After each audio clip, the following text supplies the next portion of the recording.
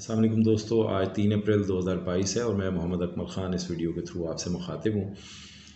आज और कल और परसों जो हंगामे बरपा थे तहरीक अदम एतमाद के हवाले से, फ़ाइनली उसका आज ड्रॉप सीन हो गया और डिप्टी स्पीकर कासिम खान सूरी साहब ने आज की जो असम्बली की कार्रवाई थी उसकी शुरुआत के बाद जो फवाद चौधरी साहब ने बुनियादी आर्गूमेंट उस पर किए कि इसकी कॉन्स्टिट्यूशनलिटी को देखा जाए, ये आइनी तौर पे दुरुस्त भी है ये तहरीक अदम एतमाद या नहीं, तो फिर इसके प्रोसीजर को आगे बढ़ाया जाए।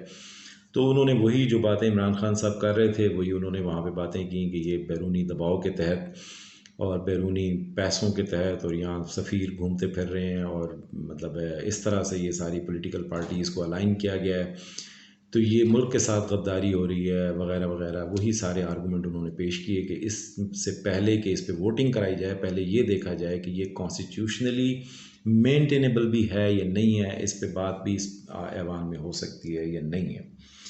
तो डिप्टी स्पीकर ने उनकी बातों को सुन के उनके एतराज़ात को वैलिड करार दिया। वैलिड करार दे के तहरीक अदम एतमाद को article 5 of the constitution of Pakistan 1973 के तहत मुस्तरद कर दिया और डिसअलाउ कर दिया। जैसे ही उन्होंने डिसअलाउ किया तो इमरान खान साहब पे जो वज़ीर आज़म पाकिस्तान है उन पे ये कतगन लगी हुई थी क्योंकि उनके ख़िलाफ़ तहरीक अदम एतमाद मौजूद थी article 58 of constitution of Pakistan के तहत कि वो असम्बली तोड़ने की एडवाइस नहीं भेज सकते थे सदर पाकिस्तान को।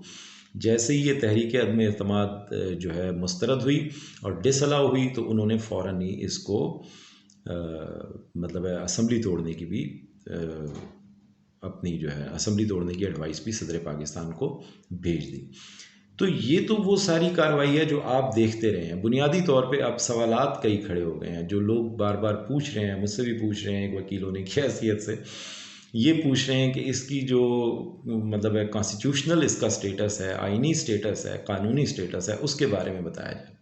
तो मैंने आज की वीडियो में ये फ़ैसला किया कि इसके सिर्फ कानूनी और आइनी पहलुओं पर हम बात करेंगे, सियासी पहलू पर बात नहीं करेंगे, क्योंकि सियासी पहलुओं पे तो हर तरफ तज्ज़िये चल रहे हैं, तबसरे चल रहे हैं, वो आप सुन रहे होंगे। मेरा कोई तज्ज़िया हुआ तो मैं किसी और वीडियो में पेश कर दूंगा, लेकिन यहाँ हम खालिस आइनी और कानूनी तकाज़े जो हैं उनके ऊपर बात करेंगे कि आया ये सब कुछ कॉन्स्टिट्यूशनली दुरुस्त हुआ या गलत हुआ। और हुकूमत ने जो इतना बड़ा सरप्राइज़ दिया इमरान खान साहब ने कि जिसके बारे में कोई सोच भी नहीं रहा था, तो इस सारे मामले की शह उन्हें कहाँ से मिली। वो कल एक सुप्रीम कोर्ट में एक दरख्वास्त दायर हुई थी जिसको एतराज़ लगा के वापस किया गया, जिस पे बहुत मिठाइयाँ खाई गई, लेकिन बेवकूफ़ लोग हैं असल में, पढ़े बगैर मिठाइयाँ खा लेते हैं या ख़रीद लेते हैं, फिर उसके बाद उन्हें वापस करनी पड़ती हैं या उगलनी पड़ती हैं, तो वो उसको पढ़ा नहीं। लेकिन वही जो है बुनियादी तौर पे उनको एक ऑक्सीजन दे गया और वहीं से उन्होंने आज के जो फ़ैसले हैं उसके बारे में सारी क़ुव्वत हासिल की जो कल उनकी दरख्वास्त मुस्तरद हुई थी। और जिन बुनियादों पे मुस्तरद हुई थी उन्हीं में से एक बुनियाद पर उन्होंने ये सारे आज के फ़ैसले लिए। तो मैं मुख्तसरन मतलब आपके सामने सारे पहलू रखते जाता हूँ। सबसे पहले तो आर्टिकल 5 के तहत तहरीक अदम एतमाद जो है ना वो मुस्तरद हुई है। तो मैं आईन पाकिस्तान में से आपको पढ़ के थोड़ा सा मुख्तसर समझाता जाता हूँ कि ये आर्टिकल 5 बुनियादी तौर पे क्या कहता है और डिप्टी स्पीकर जो हैं वो इस पे आर्टिकल 5 की बुनियाद पे क्यों इसको मुस्तरद कर रहे हैं। देखें, आर्टिकल 5 कहता है loyalty to state and obedience to constitution and law. इसका नंबर 1 ये कहता है कि loyalty to the state is the basic duty of every citizen, कि हर शहरी का बुनियादी फ़र्ज़ है कि वो रियासत के साथ मुखलिस होगा, रियासत का वफ़ादार रहेगा। इसमें नंबर 2 है 5(2) जो है वो obedience to the constitution and law is the inviolable obligation of every citizen wherever he may be and of every other person for the time being within Pakistan, कि सिटीज़न ऑफ पाकिस्तान पे वो चाहे कहीं भी हो, loyalty of state जो है उसकी इनवायलेबल, यानी वो उसकी वायलेशन में नहीं जा सकता, उसके ख़िलाफ़ नहीं जा सकता, उसकी बुनियादी ज़िम्मेदारी है, उस पर बुनियादी तौर पे फ़र्ज़ है। और कोई अदर पर्सन जो सिटीज़न ऑफ पाकिस्तान नहीं है वो जब अगर उस टाइम के ऊपर पाकिस्तान में मौजूद है तो वो भी रियासत के साथ, रियासत पाकिस्तान के साथ मुखलिस होगा, यानी वो भी इसके ख़िलाफ़ नहीं, इसकी वफ़ादारी के ख़िलाफ़ नहीं जा सकता। ठीक है, तो इसको ज़रा मतलब ये आर्टिकल 5 था। अब आर्टिकल 5 के बाद जो हमारे स्पीकर के इख्तियार हैं वो स्पीकर साहब के ख़िलाफ़ चूँकि अदम एतमाद आई हुई थी, लिहाजा डिप्टी स्पीकर ने इसको प्रिजाइड किया आज के इजलास को। तो उनके इख्तियारात सेम ही हैं, लेकिन ये होता है कि स्पीकर अगर मौजूद ना हो, रिज़ाइन कर चुके हों, छोड़ चुके हों, वफ़ात पा जाएँ या किसी भी वजह से वो अगर उनकी सीट वेकेंट हो तो डिप्टी स्पीकर इस को प्रिजाइड करते हैं इजलास को। तो स्पीकर के ही तमाम इख्तियारात जो हैं वो डिप्टी स्पीकर को भी हासिल हैं। लिहाजा आज चूँकि स्पीकर के ख़िलाफ़ भी सुबह अदम एतमाद दायर कर दी गई थी, तो डिप्टी स्पीकर ने इस को चेयर किया और डिप्टी स्पीकर ने ही इस पर रूलिंग दी कि ये जो है इस पे कार्रवाई यहाँ पे नहीं हो सकती और इसको मुस्तरद किया और डिसअलाउ किया तहरीक अदम एतमाद को। उसके बाद हम आ जाते हैं आर्टिकल 58 की तरफ। आर्टिकल 58 से जो थोड़े से पुराने लोग हैं हमारी तरह के, ज़िया-उल-हक साहब के दौर में और बेनज़ीर साहिबा की और नवाज शरीफ की जो इब्तदाई असम्बलियाँ देख चुके हैं, उनको पता है कि आर्टिकल 58 2B के तहत पहले सदर पाकिस्तान किसी भी असम्बली को चलता कर दिया करते थे। जब वो सदर पाकिस्तान मुतमईन हो जाते थे कि हुकूमत ठीक नहीं चल रही, करप्शन हो रही है वगैरह वगैरह, तो किसी भी बुनियाद पे किसी हुकूमत को आर्टिकल 52(8)B के तहत सदर पाकिस्तान को ये इख्तियार हासिल था कि वो किसी हुकूमत को चलता कर सकें। ये इख्तियार जो है जरदारी साहब ने आके वापस पार्लिमान को दिया और 2008 में, और अब वज़ीर आज़म की एडवाइस के बग़ैर जो है सदर पाकिस्तान असम्बली नहीं तोड़ सकते। तो जैसे ही करारदादें ये जो तहरीक अदम एतमाद की करारदाद जो है ये मुस्तरद हुई, तहरीक अदम एतमाद मुस्तरद हुई, वज़ीर आज़म के ऊपर जो ये एक कदगन थी इस आर्टिकल 58 के तहत कि अगर उनके ख़िलाफ़ तहरीक अदम एतमाद मौजूद होगी तो वो असम्बली को तोड़ने की एडवाइस नहीं दे सकते। लिहाजा जैसे ही ये तहरीक अदम एतमाद ख़त्म हुई तो वज़ीर आज़म के पास दोबारा ये इख्तियार आ गया कि वो डिसोल्यूशन ऑफ नेशनल असम्बली की एडवाइस सदर पाकिस्तान को भेज सकते हैं और सदर पाकिस्तान वज़ीर आज़म की एडवाइस पर मजलिस शूरा को या नेशनल असम्बली को डिसॉल्व कर सकते हैं। तो वज़ीर आज़म ने ये एडवाइस भेजी और एडवाइस भेजने के बाद जो है सदर पाकिस्तान ने असम्बलियाँ तोड़ने का ऐलान कर दिया और नए इलेक्शन जो है वो 90 दिनों में होंगे। वज़ीर आज़म साहब को आर्टिकल 224 के तहत अपना काम जारी रखने की फ़िलहाल हिदायत की गई है जब तक अबूरी सेटअप ना बन जाए और काबीना जो है डिज़ॉल्व होगी, यानी हुकूमत जो है वो डिज़ॉल्व होगी नेशनल असम्बली के साथ।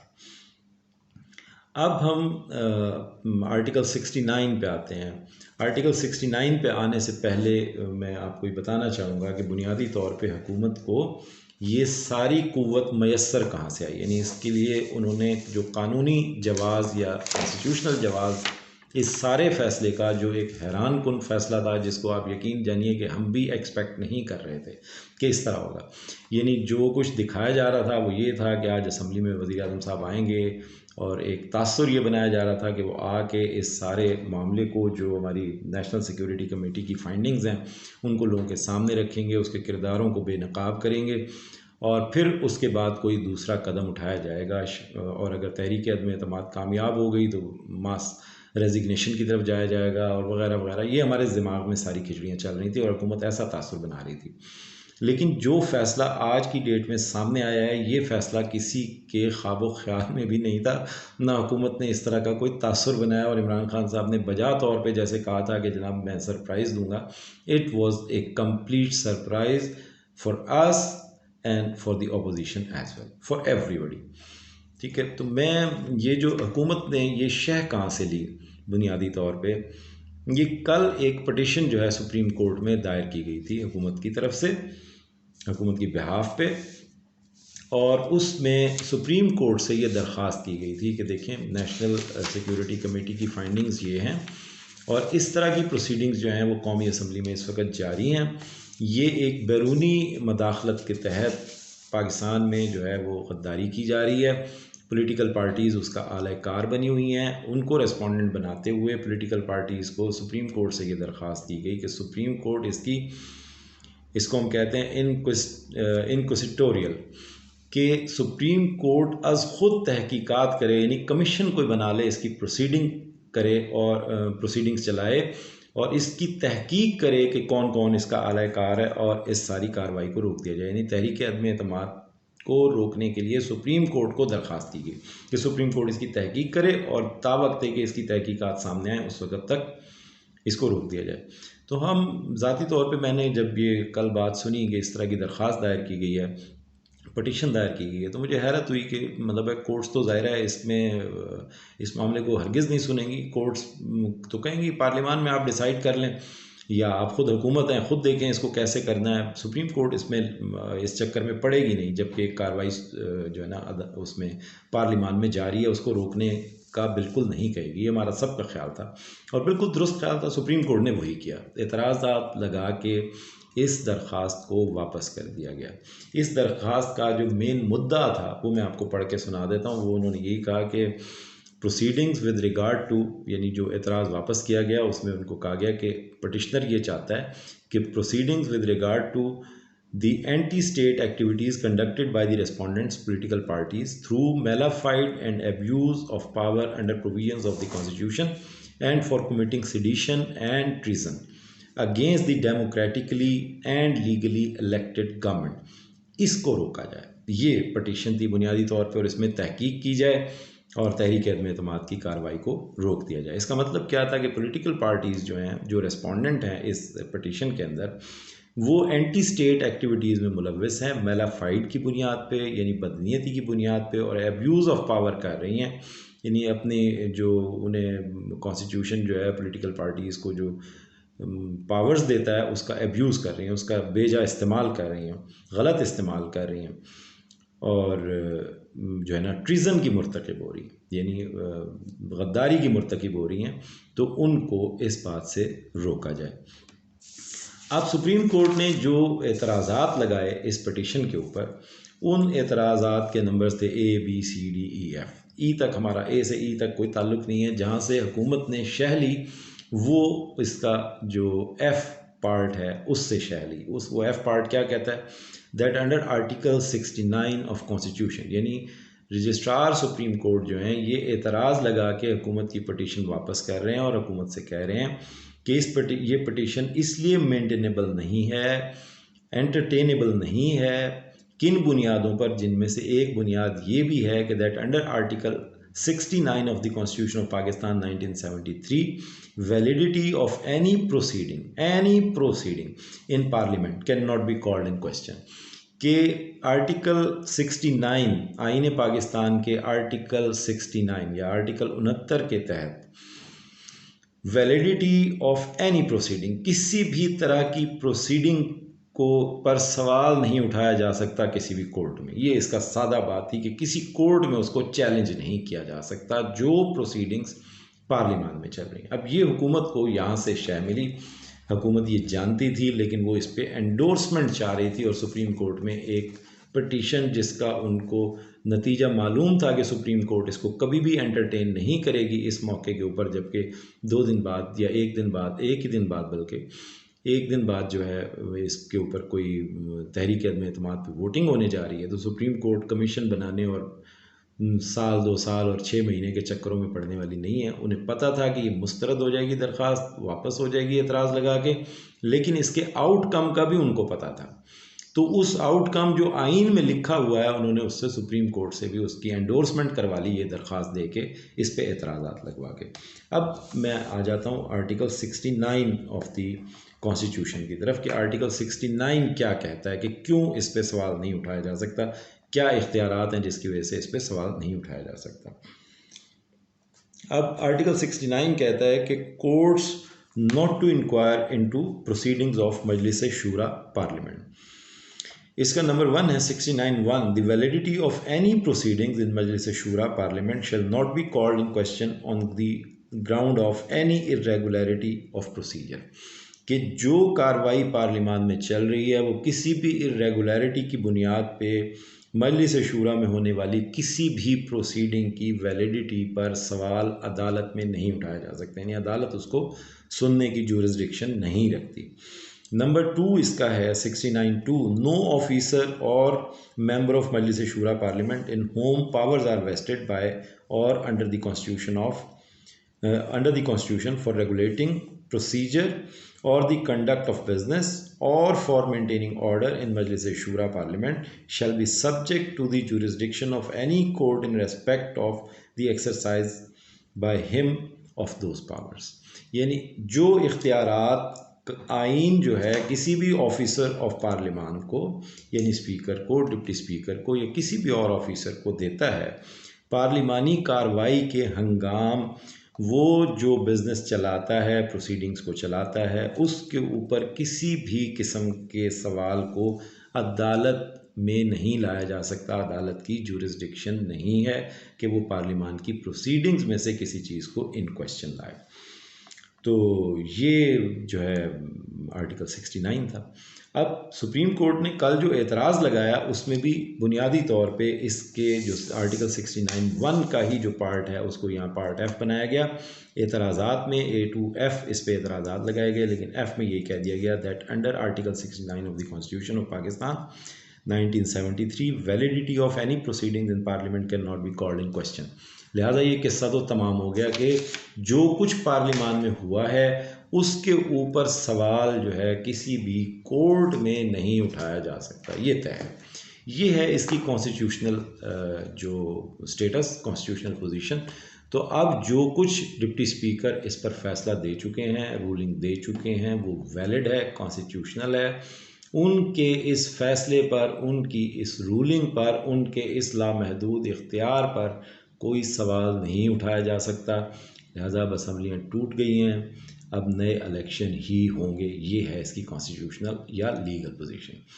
अब इस पे थोड़ा सा सियासी तबसरा आखिर में मैं कर दूं, क्योंकि ज़ाहिर है इस सारी कार्रवाई के पीछे जो है वो अमेरिका बहादुर हैं, और इस पे हमारी जो नेशनल सिक्योरिटी कमेटी है वो इसको एंडोर्स कर चुकी है कि ये एक सेडिशन या ट्रीज़न की कार्रवाई थी।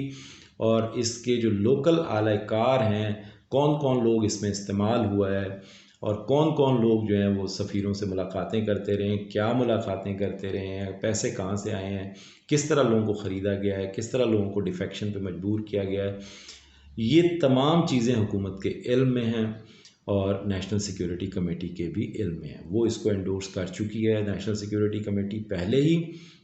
लिहाजा मुझे नहीं लगता कि इसके ऊपर कोई फर्दर कार्रवाई होनी चाहिए। लेकिन अमेरिका बहादुर जो हैं वो ज़ाहिर है कि आराम से तो नहीं बैठेंगे। वो इमरान खान साहब को निकालना चाहते थे, ये बात बहुत वाज़े है। इसके ऊपर प्रोपेगेंडा तो किया जा सकता है, अदरवाइज़ ये फैक्चुअल पोजीशन ये है कि ये बिल्कुल वाज़े बात है, वो ऐसा करना चाहते थे।